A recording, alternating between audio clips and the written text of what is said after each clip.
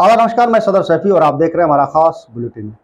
दिल्ली, हरियाणा और गुजरात में लोकसभा चुनाव को लेकर कांग्रेस और आम आदमी पार्टी के बीच एक गठबंधन हुआ था, जबकि पंजाब में दोनों ही दल अलग अलग चुनाव लड़ रहे हैं। ऐसे में हरियाणा में, दिल्ली और गुजरात में वोटिंग हो चुकी है और पंजाब में 1 जून को होनी है। ऐसे में पंजाब में आप और कांग्रेस एक दूसरे के खिलाफ जमकर प्रचार चुनाव कर रहे हैं। दूसरी ओर कांग्रेस के साथ गठबंधन के फ्यूचर को लेकर सीएम केजरीवाल ने एक बड़ा बयान भी दे दिया है। केजरीवाल ने इंडिया टुडे को दिए एक इंटरव्यू में के दौरान कहा कि दिल्ली में आप और कांग्रेस के बीच कोई भी परमानेंट गठबंधन नहीं है।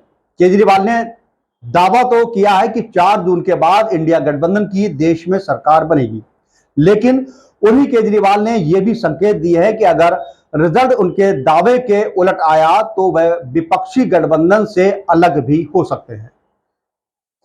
इस दौरान इंटरव्यू के दौरान उन्होंने कांग्रेस के गठबंधन के फ्यूचर को लेकर पूछे गए सवाल के जवाब में केजरीवाल ने कहा कि हमने कोई शादी थोड़ी की है। उन्होंने कहा कि ना तो हमने लव मैरिज की है और ना ही अरेंज मैरिज। हम लोग देश बचाने के लिए 4 जून तक चुनाव लड़ने के लिए साथ आए हैं, बस इसलिए इस रिश्तों को कोई नाम देने की जरूरत नहीं है। केजरीवाल ने कहा कि हमारा लक्ष्य केवल और केवल बीजेपी को हराना ही है, बस।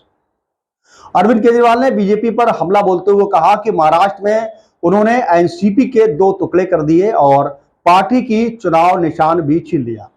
इतना ही नहीं, शिवसेना के साथ भी वैसा ही किया है। केजरीवाल ने कहा कि अगर मोदी जी दोबारा आ गए तो इस देश के सारे विपक्षी नेताओं को जेल में डाल दिया जाएगा।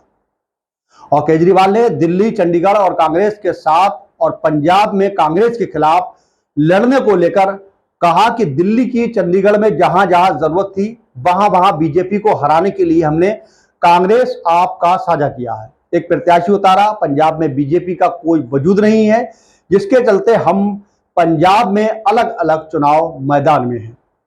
वहीं अरविंद केजरीवाल ने कहा कि आपके साथ भविष्य में गठबंधन की राह को लेकर कहा कि 4 जून के बाद यह तय करेंगे कि आगे साथ रहना है या नहीं।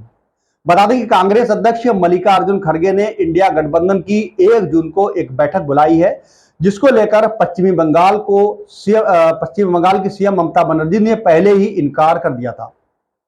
बता दें, इससे पहले भी कई मुद्दों पर आरजेडी और कांग्रेस के बीच टकराव देखने को मिला, जो रिजल्ट आने से पहले ही इंडिया गठबंधन की ओर दरार देने का संकेत दे रहा है। लेकिन देखना यह होगा कि 1 जून को होने वाली इंडिया अलायंस की जो बैठक है उसमें कौन कौन पार्टी के वरिष्ठ नेता पहुंचते हैं।